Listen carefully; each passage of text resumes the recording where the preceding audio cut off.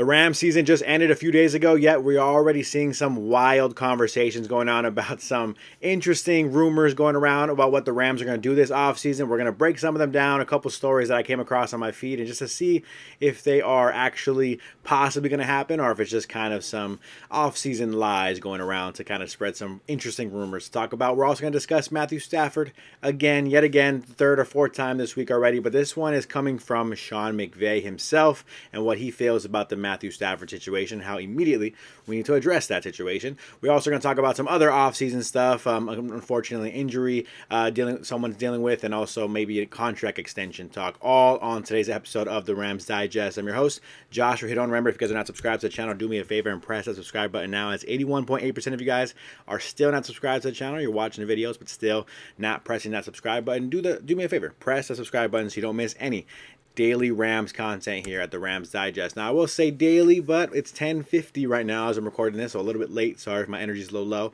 Trying to keep it the volume to a minimum. But yeah, just tough day, long day at work today. So unfortunately, coming out with a video possibly Friday morning, no Thursday video, but normally try my best to do a daily Rams video. So subscribe now so you don't miss any daily Rams content at the Rams Digest. Fact or cap? We have a couple of stories to talk about that I kind of want to address to make sure that all Rams fans are sitting here with the correct information, or at least with the information that isn't misleading necessarily. I know, sometimes it's difficult when we're on social media seeing some of these stories, so let's talk about what these stories are saying. As the first bit of news that I pulled up that I find rather interesting, and why it's coming up in conversation now, a week into the offseason, for the Rams at least, is interesting. So, Los Angeles Rams predicted to trade for former first-round offensive tackle. Now, if you guys don't recognize the photo, that is Rashawn Slater, the left tackle, I believe. You might mix it up a little bit, play different position now, I forget. But I know he was the left tackle, right tackle. He's an offensive tackle for the Los Angeles Chargers. It's him and Joe Alt. So I can't remember. I'm not paying attention, to be honest, to a bunch of Chargers games, so I can't remember if he's left side, right side, but either way. Rashawn Slater, Joe Alt, those are the two tackles for the Chargers. The way this story is kind of written, though, is kind of interesting. It almost seems like former first-round offensive tackle who's been struggling, and so that's why the Rams are going to swoop in and offer a third-round pick and get a former first-round guy. That's not the situation we're talking about here when we're talking about Rashawn Slater. Now, the article does discuss that it's difficult for the Chargers maybe to afford Rashawn Slater. He's already at I think, $19 million cap hit next season. He has one more year left on his deal, so maybe that's why the Rams want to swoop in and kind of take advantage of the contract issues for the Chargers and take one of their offensive linemen. Now, as great as that sounds, I don't think that's a reality. This is a cap situation, I think, for me. And the reason why I say that is because Rashawn Slater is one of the better young tackles in the NFL. Any NFL team is not just going to let that guy go. They're likely going to extend someone like that. And the reason why is because we talked about this a couple episodes ago when we were talking about Matthew Stafford. What money he takes home versus the cap hit, it's all different stuff, and it all kind of mixes and gets really complicated. I'm not an expert on the cap by any means, but I do know this. If the Chargers wanted to keep Rashawn Slater on the roster and they extended his contract and they gave him a 5-year, $100 million contract, I'm not sure they would give him that, but say they gave him something like that, it would spread out. The money would spread out to a point where the cap hit wouldn't necessarily be super high for the Chargers. So it actually would help the Chargers to extend Rashawn Slater now or next season or this offseason to lower that $19 million cap hit. Even though Rashawn Slater himself may be getting a little more money, it wouldn't necessarily affect the cap that way, at least in the first year of the contract, first couple years of the contract. The cap hit will be at least a little lower than $19 million. So that's kind of where I think NFL teams are really good at maneuvering and moving contracts around to make sure that they kind of can afford all these players under a certain cap hit or cap space, as they have to do, right? It's kind of within the rules. So that's a situation where, no, I don't think Rashawn Slater has been playing bad enough, and I don't think he's expensive enough for the Chargers to want to move on from him.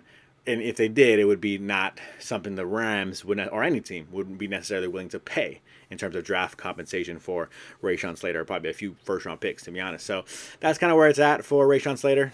Not something that's going to happen. I think this is cap, not a realistic trade prediction, in my opinion. But if it's something that I'm proven wrong by, then I would not be upset with getting a Rashawn Slater to join Los Angeles Rams roster. That'd be definitely a big time addition to the team. And then lastly in terms of weird, interesting storylines going out there, right? Rams are looking for a quarterback. We talked about this with Matthew Stafford. Yes, Matthew Stafford still got game. Yes, he's still a beast. Yes, he's a Rams legend, going to be on the roster next season. If he wants to play football, he's playing for the Rams. But who is the heir to the throne, if you will, for the Los Angeles Rams? Well, it looks like some Rams fans are talking about Zach Wilson. Here's a tweet here from Alan Sales. I hope that's how you pronounce his last name. He's saying, makes too much sense. He already played under Mike LaFleur, so chemistry's there. Rams should absolutely consider signing Zach Wilson if he's a free agent, which I believe he is. Why not? I mean, I don't mind this one specifically. Is it realistic? Yeah, I think so. I think it's realistic because Mike LaFleur, that relationship is there. He's part of the Rams coaching staff at the moment. Is Mike LaFleur necessarily a super huge fan of what Zach Wilson brings to the table offensively to a team? I'm not sure if that's the reality. It's not like they had the best of success out in New York with the Jets, right? So that's kind of the interesting conversation to have. But, Zach Wilson's a young quarterback. He was drafted highly, so clearly someone saw some talent in him. We saw some highlights. I remember that draft. It was just highlights of him in his, BYU pro day. And I know he was kind of slinging the ball around, rolling out, kind of showing his arm strength. So he has some talent, made some plays when he played with the Jets. Of course, the Jets are a really horrible organization as well. No offense, Jets fans, but that's the reality of the situation. And so every quarterback seems, look what Sam Darnold did with Minnesota versus what he did with the Jets. And so that's kind of an interesting path to go down. Not that Zach Wilson has shown that he can be a starting quarterback in the NFL, but he has shown that he was a talented quarterback at some point, drafted highly at some point. So someone saw some talent in him. Let's go ahead and sign him for a cheap deal, see what he does in training camp. If he shows, hey, he can be a backup quarterback for us and moving forward, maybe take over for Matthew Stafford, especially learning behind Matthew Stafford, that's an interesting route to take, I think, if you're the Rams. And so something that I don't think is out of the realm of possibility. Zach Wilson being the Rams' backup quarterback, not something you're going to write home about, but something that could realistically happen and help the Rams in their future search for a quarterback. Possibly. Not guaranteeing it, but possibly. Moving on from that, we can talk about this here. Addressing Matthew Stafford, talking about quarterbacks, right? Addressing the Stafford situation, something I've been talking about 4 or 5 times this week, right? So I know you guys are tired of hearing this conversation. Josh, we're not trading Matthew Stafford. I'm not being adamant about trading Matthew Stafford. You're not going to trade him. If I'm in the room, I don't trade him. I keep him. He's a legend. But Sean McVay is talking about what the situation is with Matthew Stafford, and he says the Rams need to address the Matthew Stafford situation ASAP. This comes from Yahoo. Gary Klein, I believe it was the Los Angeles Times, talking about this story. And, so with Sean McVay talking about it, I didn't mean to pull up his quote already, but here's his quote. We could pull it up here.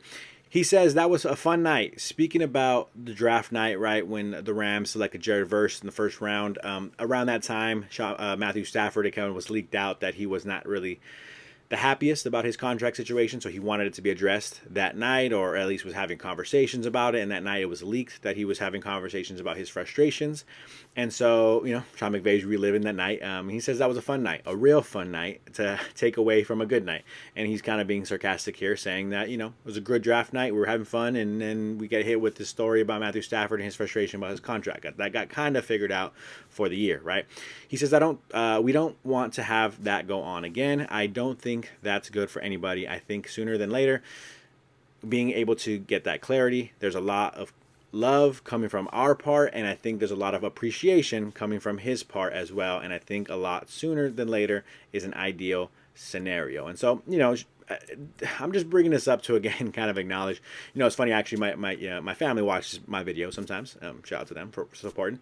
And my dad reached out to me because he finally saw one of my videos on Stafford, says, what are you talking about moving on from Stafford? So not just me, not just you guys, right, getting upset about what I'm saying about Stafford and possibly moving on. I got people in my family telling me the same thing. But the biggest thing I want to acknowledge here is that it's not me saying I want to lose Matthew Stafford. It's simply saying that this situation needs to be addressed. This situation needs to be resolved. He's 37 years old. If you're keeping him on the roster, which I think you should because he's a Rams legend, and at this point he's still got game. He can still ball. He can still take you to a Super Bowl probably because he's still got some skill. He has a heart. He's a beast. So why not keep him on the roster, right? But you have to address the $49 million cap hit. Again, many quarterbacks in the league make $50, $60 million. Not some of which aren't even as good as Matthew Stafford. But just because they make $50, $60 million does not mean they're cap hit is $50-60 million. It is difficult to build a team when someone has that much of a cap hit on your roster, and something that is not possible is Matthew Stafford playing on a $4 million guaranteed contract. He needs more guaranteed money than that. That's for him, his family, from his perspective, from his agent's perspective. That's what's going to happen. That's the reality. It's not happening. He's not playing for $4 million guaranteed. So that situation needs to be addressed. Let's not wait till draft night. Let's not wait till training camp to have Matthew Stafford angry, frustrated, mad about his situation, and then going into it having to deal with that. Let's be proactive. Let's work on it now so we don't have to get to the point where it gets ugly, right? He's a Rams legend. If you're going to keep him on the roster, decide that now. That's why I'm saying if you're going to trade him, not that they're going to, but if you're not going to give him what he deserves, then think about trading him or whatever now, because you need to make a decision now so we can move forward, pay the man whatever he wants at this point, to be honest. Make the cap hit, a little bit less as well, helping you out. And let's move on one more year with Matthew Stafford and see what we can do in terms of competing for our Super Bowl. Build the best possible roster one last time for Stafford to see if we can get that Super Bowl ring, another one at least, before he moves on and retires. That's the perspective here. Sean McVay wants to address the situation. I want to address the situation. I'm sure the Rams want to address the situation. Stafford wants it to be addressed as well. So let's hope it gets done sooner rather than later. Then next, we'll pull up the next bit of news here. We have, going into the offseason talk, right, some things coming up here. Braden Fisk to undergo knee operation. So the good news is from Sean McVay himself, he's saying that it's kind of a lighter injury or a lighter procedure. It's not necessarily, he avoided major procedure on his knee. So, obviously major, we're talking about like some kind of MCL, tear, or ACL, PCL, whatever, some kind of tear, right? That would be a huge kind of situation where you're going to expect him to be out multiple months. He was able to avoid that. I guess he dealt with it. We saw him deal with his injury when he, I think it was on a sack of Jalen Hurts, if I'm not mistaken. Once we saw that happen and Braden Fisk was limping around a little bit, everyone was a little concerned. So the update is he's going to undergo a small knee operation. Sean McVay, per his own words, saying that it's small, minor, no concern. We should be good to go. Braden Fisk, just a little bit of news. As far as we know right now, he's the only player undergoing some kind of off-season operation on the Rams roster next year. So, some good news for Braden Fisk. Hopefully, whatever it is, it's quick, it's simple, and hopefully he's back ready to ball out next year, because we love to see what him and Jared Verse are doing on the field, of course. Last but not least, we can pull up this story here as we have Sean McVay. He opens up a little bit, I want to emphasize that, opens up a little bit about the Kyren Williams, our possible Kyren Williams extension.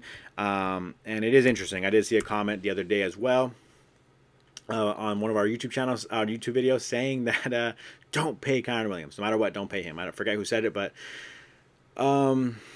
it's interesting. Paying running backs is tough. Blake Corum, as much as I love him, as much as I want him to play more, as much as I want him to get more opportunity to play on the field, I think we also have to acknowledge that Blake Corum is, he put up, I think it was like less than 300 yards per scrimmage yards this year. Not really the best of showings from his rookie year. Not because of his fault. Kyren Williams is a workhorse for the Rams, but Blake Corum hasn't shown enough to to be, oh yeah, he's the guy, he's the next guy, and he's going to be the workhorse running back. It's okay, we can move on from Kyren Williams. So that's kind of the issue, right? You don't want to just go into this season having Kyren Williams play on a one-year deal. Of course, I think that's probably what's going to happen. Kyren will try to fight and sit out maybe even at some point during training camp, or at least have some kind of rough negotiations with the Rams to try to get that extension. If the Rams are, hesitant about it, because it's a hard thing to do, to sign off paying a running back who's already had a lot of tread on those tires, so to speak. It's difficult, right, to sign a running back for multiple years for a lot of money nowadays. So, it may be a thing where it might get ugly. You might see a sit-out situation a little bit, and then Kyren's going to have to be forced to play at some point, maybe not super happy about the contract, and then the Rams are going to ride it out and see kind of what he does this year.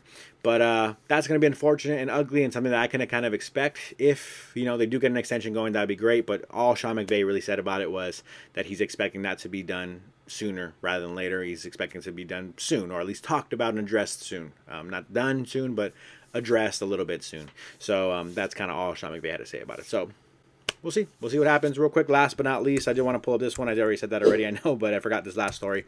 Who you guys got? Right, I want to ask you guys to put a comment down below if you're still watching this video. Who you guys got in the playoffs? Are you rooting for the Washington Commanders because of the Eagles, what they did to the Rams? Are you rooting for the Kansas City Chiefs because You want to see a three-peat? I don't know. Maybe you want to see. I know a lot of people hate the Chiefs right now. Or are you rooting for the former Rams player himself, Von Miller? He's going to possibly make some history here, right? He'd be the first player ever, I believe, he has a chance to do something no player in NFL history has ever done, win a Super Bowl with 3 different teams. So he would have one with the Denver Broncos, one with the Rams, and then if he wins this year, he would have one with the Buffalo Bills. Shout out to Von Miller. We'll see if that's what he is able to do. Shout out to him. If I had to say, like, a team that I wouldn't really feel bad about or wouldn't be frustrated about at all, I think the Buffalo Bills are kind of one of those teams. Washington Commanders, I don't really care for. No offense to any Commanders fans out there, but Eagles, obviously, not really a fan of them right now. And the Kansas City Chiefs, I never really hated the Chiefs. I'm gonna be honest with you. They kind of remind me of the Golden State Warriors of basketball. Call me a bandwagon all you want. I never hated the Golden State Warriors either. I don't like seeing them win. I don't like seeing them beat my Lakers. But I didn't really hate Steph Curry ever. I never really hated Klay Thompson ever. Draymond Green is frustrating to watch sometimes. Kevin Durant, when he signed there, was kind of frustrating. But I never really hated any of those players. So it's kind of weird. That's how I see Kansas City. I don't really hate these guys necessarily. But at the same time, I understand. A lot of people hate them, so I get it. So I'm more on the situation. I'm more on the side of Buffalo Bills, I think. I'm kind of leaning toward the Bills. Don't love it. If it's not the Rams, I don't really care. But at the same time, Bills are probably the team I'm rooting for. So maybe we can see some former Rams legend himself as well, some former Rams Super Bowl champ, break an NFL record by being the first player to have 3 Super Bowl rings with 3 different teams. That'd be pretty awesome. So that's going to do it for me on today's episode of the Rams Digest. I'm your host, Josh Rihidon. Remember, subscribe to the channel if you're not subscribed already. That's going to do it, and I am out.